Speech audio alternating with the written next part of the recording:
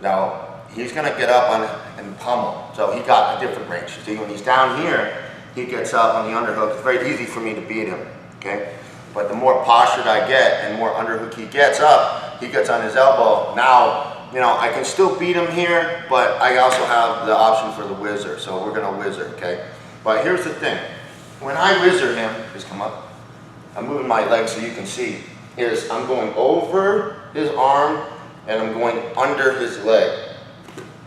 The reason I'm doing this is it gives me some control, but it also ties up his bottom leg. I'm lifting it. Because if I go like this, and now he takes his leg out, and now he starts getting up, now things are changing, not for my favor. I want to keep him down, you know? So when he hits his underhook and I hit my whizzer, I'm catching his leg. So he tries to take that leg out, he can't. I have his leg. So now I'm not letting him scramble. Okay? So when he's on the bottom, he wants to scramble. When I'm on top, I don't want to scramble. I want control. Okay? And if the game switches and I'm on my back in a bad spot, I got to scramble. Okay? So no, that's kind of the concept here. All right, but now I'm going to whizzer him down, so you're going to start seeing a lot more mechanics now. Okay, so I'm here, he hits an underhook. Now I need to whizzer him hard, so I'm actually going to have to plant my hands. Some guys just catch like this. That's because he's moving slow. In real life, he's going to hit that underhook hard, and you're going to need a post. So I'm going to whizzer, and I'm going to catch his leg. And I like to try to catch it where the tights are. If I go towards the knee, it gives me more pressure, but it gives him a chance to limp arm out. I want to have some tights. I want to have something with some friction.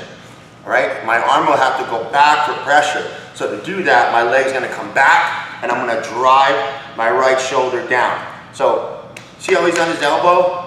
I want to put him on a low shoulder. Means I want to put him back on his shoulder. So I'm going to whizzer this way. Now he's on his shoulder. This is what I call a low shoulder, okay?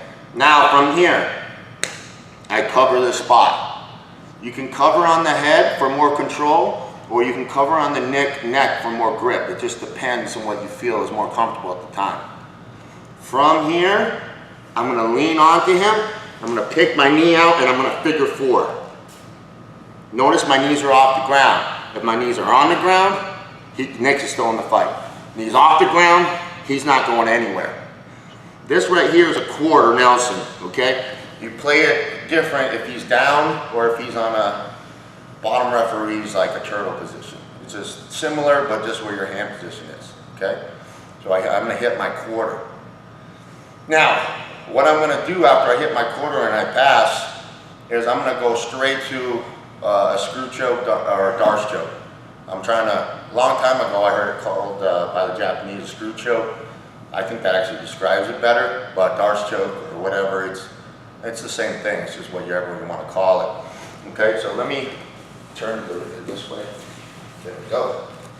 So he's down, he comes up, I catch, and I whizzer down and lift the leg. Put him on a low shoulder. Frame. Now, you can go straight to the quarter, but I actually come here and I work my knee out. Then I lock.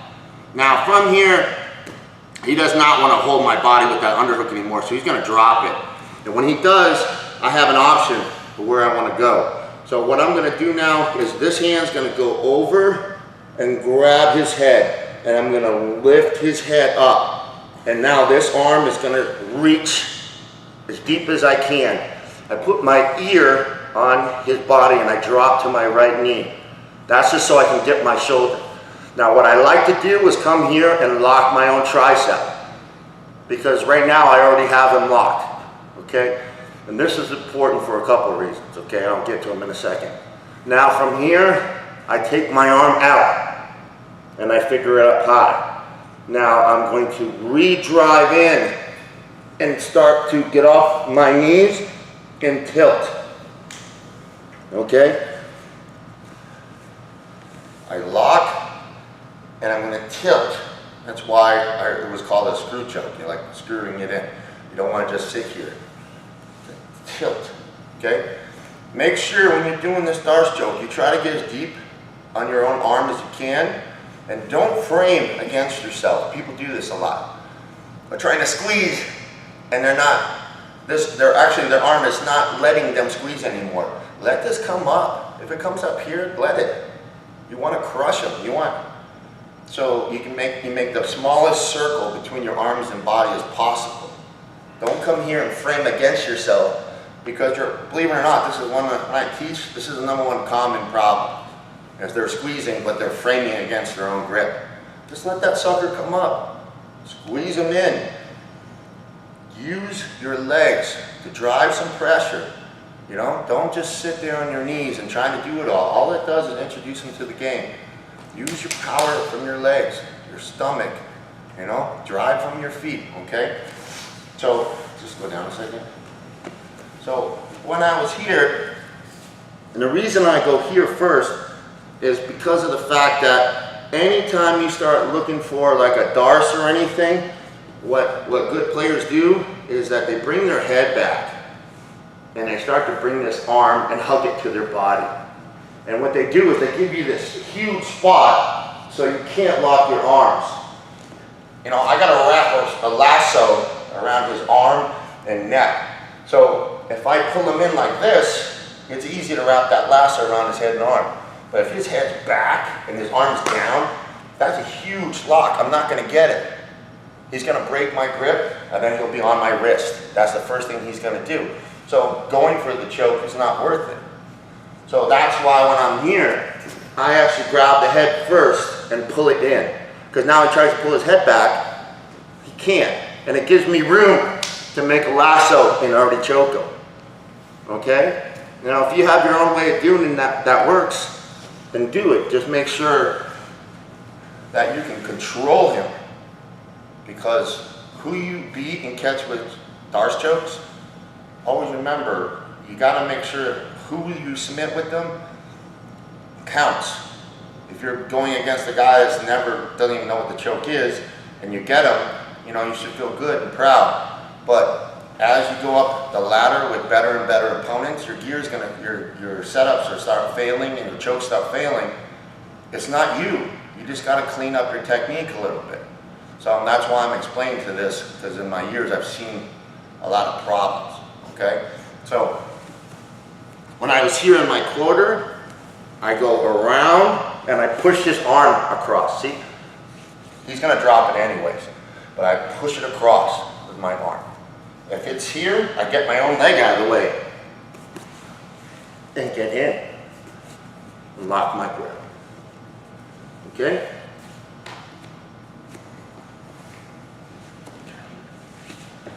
So I'm in this position, he underhooks, I come back, whizzer him down, get his head, I control his leg, slide out, quarter. Now from this position, I go, lock deep. Now I drive in and tilt and get my finish.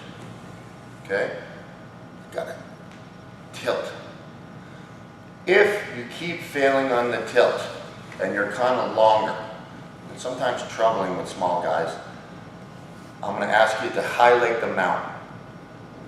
Okay? Because the choke is better. Okay? But it's good for MMA too. Because if you fail on it, you can go to mount hit. Okay, so I'm going to show you the difference. So he's here. Sit on your side there. Okay, and I have my choke. Okay, now I'm here and I can't get he's resisting. What I'm going to do, shuffle step, and I'm going to high leg over. You okay? Yeah. And now I'm just, see how my elbow's away from my body? I'm going to bring it in and tilt. And that way, if he gets out, he's ready in my mount position. I'm just making a little better tactics.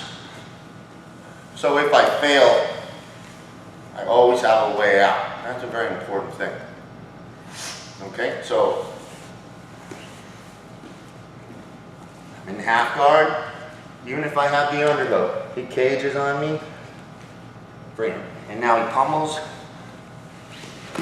puts it down, lock, slide, and I have my tap. If that fails, high leg. And now I have position. Okay? Once again, countering the underhook get up, whizzering him down, putting him on a low shoulder. Okay? Low shoulder.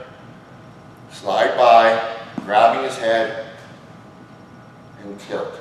Okay? Now, we're going to go to another option. Okay?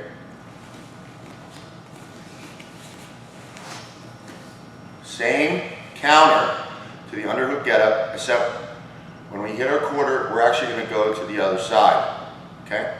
So, he's here, and he gets that underhook getup. I whizzer down, stand up, slide by, lock my quarter. Now, I'm off my knees, and what I'm going to do is my hand is going to backhand the back of his head. It's going to go here. So I'm here, and I'm going to come to the side. Okay? So what I'm going to do is I take this pit stop. Don't go try to time this underhook, because when you turn that corner, that's where he's going to be going for it. So he's actually going to get an underhook on you again. And I'll show you that. So, sit here. Just pummel on you when I switch. So I went like this, I come across it from my underhook, he hits the underhook. Okay? That's why I call it a pit stop. When we get our pass, we go behind, go here. Because there's no way you can get my underhook. I can easily cradle him, except we're going to go back and we're going to attack him. Okay?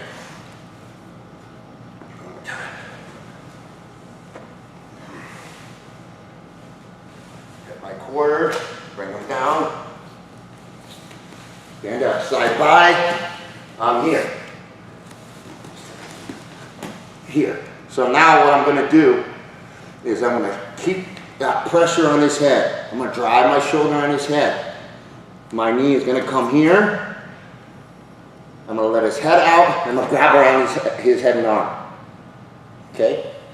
Now my knee is going to go over his head and against my arm. And what that does is it locks his arm in place. And now I'm going to push off my hand. I'm going to rotate backwards. And finish. Okay? So it's like a little touch. Okay? So let's see what angle would be best there.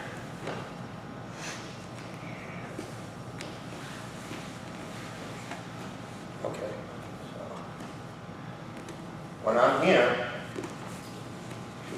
I'm like this. And when I switch, I actually keep my knee to my elbow because it locks the arm in place. And it makes the choke so strong that all I have to do is lock and squeeze. That makes the choke more powerful, and there's not much adjustment. Okay? So, if I'm here, let's say I'm on this side, and I'm here, I will go from this position, over, knee to the arm, push off my leg, and I'm going to drive my knee to the mat. Now I'm going to slide my leg back, and I'm going to sink my head to his shoulder. And lock. Okay?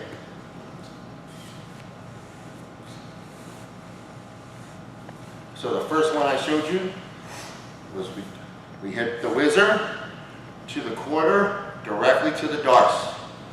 Now we're going whizzer to the quarter, pass the side mount on the other side. From there, we could go to mount or whatever, but now we're switching back to what I call a switch darts, which there's a lot of different setups for it, but it's really smooth, and your opponent probably won't be seeing it coming at all. Okay? So, here, he hits the underhook, I whizzer, put him on a low shoulder, slide, hit my quarter, come to the position, step up, catch, switch back, and finish.